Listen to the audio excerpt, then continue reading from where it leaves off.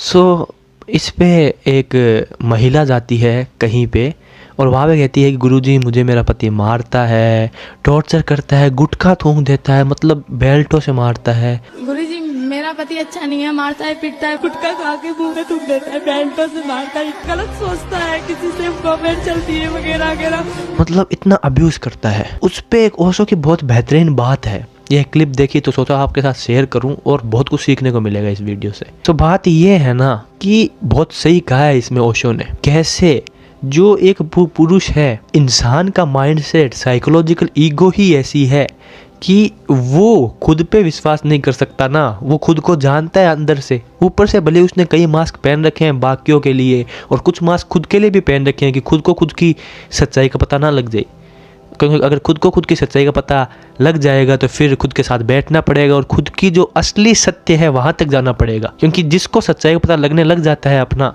फिर वो वापस भाग नहीं सकता उससे। उसको फिर बैठ के सब कुछ देखना ही पड़ता है कि मेरे अंदर सच में असली में मैं क्या हूँ, इस मास्क से परे।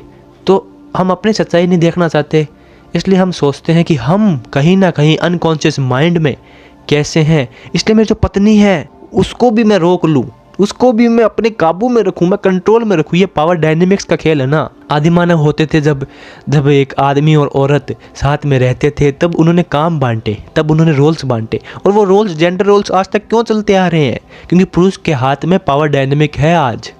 आज उनके हाथ में पावर डायनेमिक है। मैं मानता हूँ कहीं की जो स्त्रियाँ हैं वो भी पुरुष का शोषण कर लेती है, होता है कई जगह जहाँ पे उनको भी अगर ज़्यादा पावर आ जाती है तो वो भी उसका गलत फ़ायदा कुछ औरतें, सिर्फ कुछ औरतें उठाती है।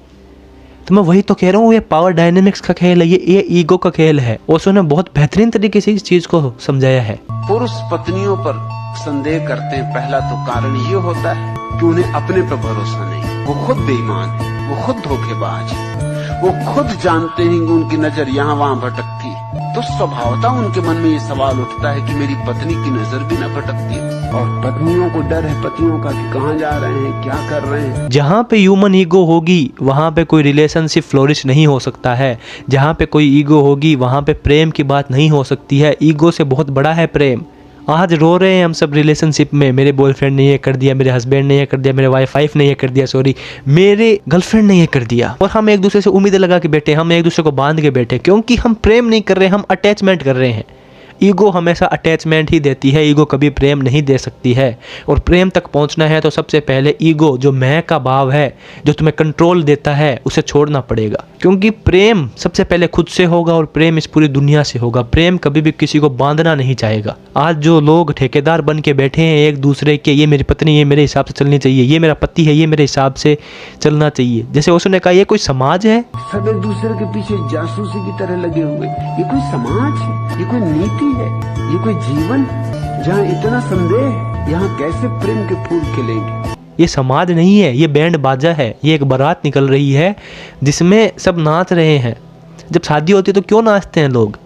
इसलिए नहीं नाचते हैं कि उन्हें बहुत खुशी है, उन्हें बहुत बेहतरीन लग रहा है, उन्हें अच्छा फील हो रहा है अंदर से कि ले भाई इसके ज़िंदगी में कोई आ गई या इसकी ज़िंदगी में कोई आ गया। ये है वो उपलब्धि हमारी। जब हमारी उपलब्धि है ये कि हमारी ज़िंदगी में कोई आ रहा है, उसमें हम इतना सारा खर्चा करते हैं, इतना सारा हम वहाँ पे नाच गाना करते हैं, जब ये हमारी ज़िंदगी की उपलब्धि है, जब ये हमारी ज़िंदगी की अचीवमेंट है, तो फिर वहाँ पे कंट्रोल तो आ ही जाएगा। क्योंकि दो लोग प्रेम करते हैं, दो लोग प्यार करते हैं, ये तो सबसे सिंपल चीज़ होनी चाहिए थी। इसमें इतना नाच गाने की क्या ज़रूरत थी? नाचो गाओ, साथ में नाचो गाओ, पर इतना बड़ा चढ़ा के इसलिए इन चीज़ों को बताया जाता है क्योंकि वो नाच गाना इसलिए नहीं होता है कि हमें खुशी हो रही है, वो नाच गाना इसलिए होती है कि आज से तेरा मुझ पे अधिकार या मेरा तुझ पे मतलब अधिकार। तुम सारे रिलीजन्स को उठा के देख लो, वहाँ पे बात ये की जाती है, आज से मेरी बेटी तुम्हारी हुई, मेरी बेटी तो आपकी हुई, ये है मेरी बेटी, इसका ध्यान रखना। जब माँ बाप ही सबसे पहले तो खुद अपनी बेटियों को अधिकार समझते हैं कि ये हमारा अधिकार है, इस पे बेटी पे हमने पैदा कर दिया तो ये हमारी प्रॉपर्टी है, और उसे प्रॉपर्टी की तरह ही बेच रहे हैं, तो तुम क्या उम्मीद करते हो कि सामने वाला जो इंसान, जो इसी समाज का पार्ट है, इसी सोसाइटी का पार्ट है, वो तुम्हारी बेटी का ध्यान रखेगा? अरे वो खुद का ध्यान खुद नहीं रख रहा है, वो तुम्हारी बेटी का क्या रख लेगा? वो खुद से खुद प्रेम नहीं करना सीखा है, वो खुद अटैचमेंट के धागों में बंधा हुआ है, वो तुम्हारी बेटी का क्या ध्यान रख लेगा? और फिर क्या होता है, जब कोई महिला आवाज़ उठाती है खुद के लिए और यहाँ पे मैं बात कर रहा हूँ टायर 3 सिटीज़ के लिए, टायर 2 सिटीज़ के लिए। टायर 1 सिटीज़ में तो सारी जो महिलाएं हैं उनको राइट्स मिलना स्टार्ट हो गए हैं।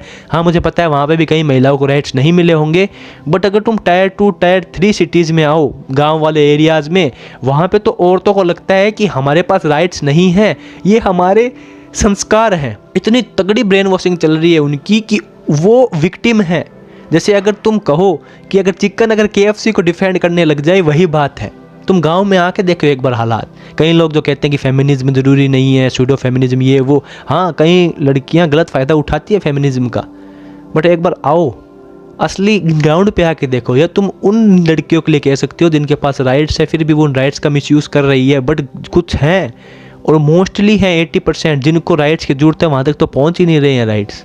उनका ये हाल हो रहा है, उनको सच में उनके साथ ये हो रहा है। ये तब तक नहीं बदलेगी चीज़ें, कितना ही रो लो। इस केस पे देख के सबको दुख हुआ, मुझे भी बहुत पीड़ा हुई है इस केस को देखने में, पर ये चीज़ें तब तक नहीं बदलने वाली है जब तक हम इसको नहीं बदलना चाहते हैं, जब तक हम ये नहीं मान लेते हैं कि इस सोसाइटी में ही कुछ गड़बड़ है।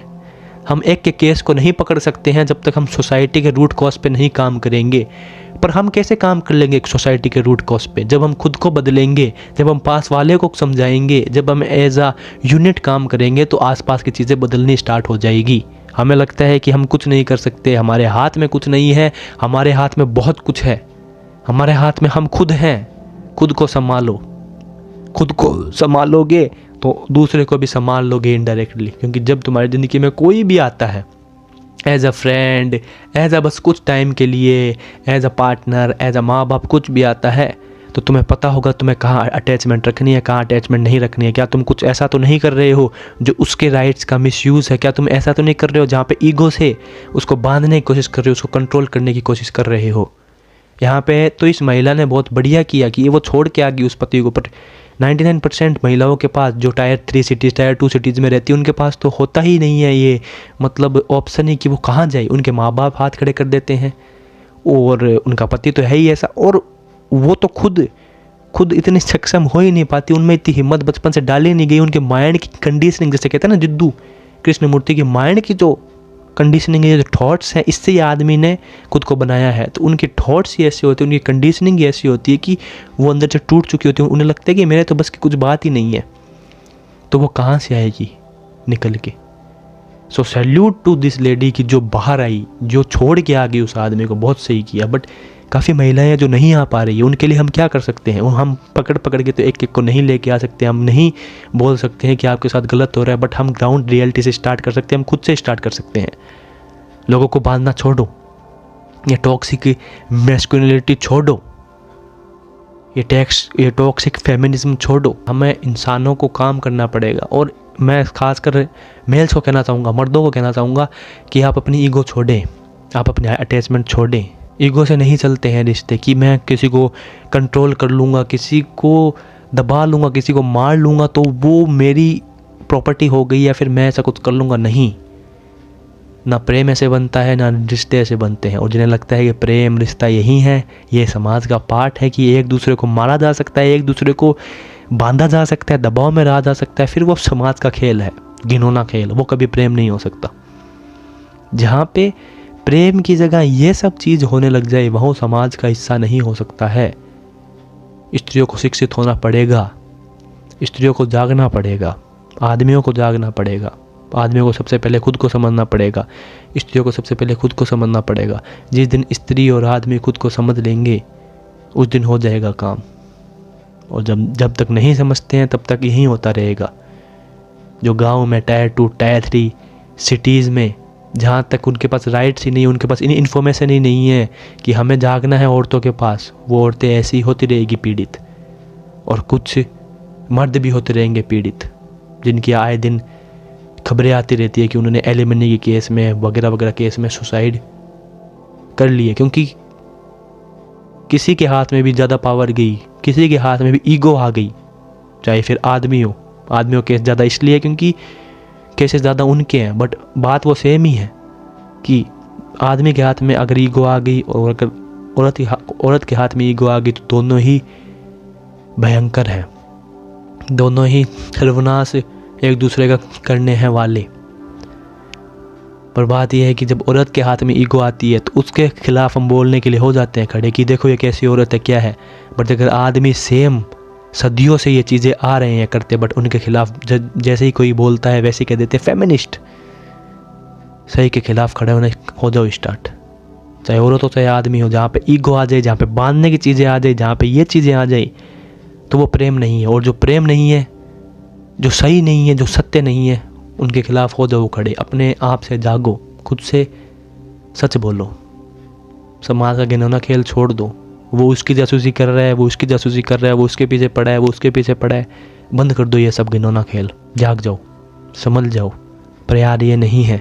एक दूसरे को समझो। प्यार करना है तो एक दूसरे को जानो, एक दूसरे को बिठाओ पास में, एक दूसरे को अंडरस्टैंडिंग से, ट्रस्ट से कंफर्टेबल फील कराओ। ये बांध के ऐसे नहीं होता है प्यार।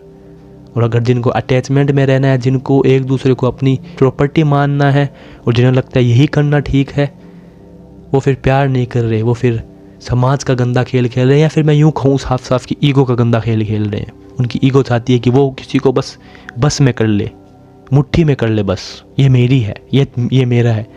अरे भाई तू खुद ही नहीं हो पाया, तू किसी और का अपना क्या ही कर लेगा। तू तो ये भी नहीं जानता कि तू है क्या। सबसे पहले ये तो जान ले तू क्या है, उसके बाद में तू अपना हो तो जा, बाद में दूसरे की बात आएगी। तो अटैचमेंट छोड़, अपने आप को जान और अपने आप को पहचान। प्रेम करना जानो, ईगो नहीं, अटैचमेंट नहीं। ओशो की बात 100% सच है। और आज की जो है सोसाइटी, उसमें तुम आंखें घुमा के देखोगे तो तुम्हें ये चीज़ मिल भी जाएगी कि एक बार हर बात है सच। आज प्रेम के नाम पर एक दूसरे को सब गुलाम बनाना चाहते हैं, इसलिए बनाना चाहते हैं। प्यार तो बहुत दूर की बात है, प्यार नहीं करना चाहते। हम एक दूसरे को बांधना चाहते हैं, हम एक दूसरे के गले की घंटी और गले का पट्टा बनना चाहते हैं। और जहाँ पे थोड़ा सा भी हमें लगता है मेरी ईगो ठेस हो गई, वहाँ पे हम दूसरे को कंट्रोल करना चाहते हैं। आई होप तुम समझोगे। मिलता हूँ अगले वीडियो में, तब तक के लिए मस्त रहो, व्यस्त रहो, ऐसे देखते रहो और मज़े में रहो। बाय।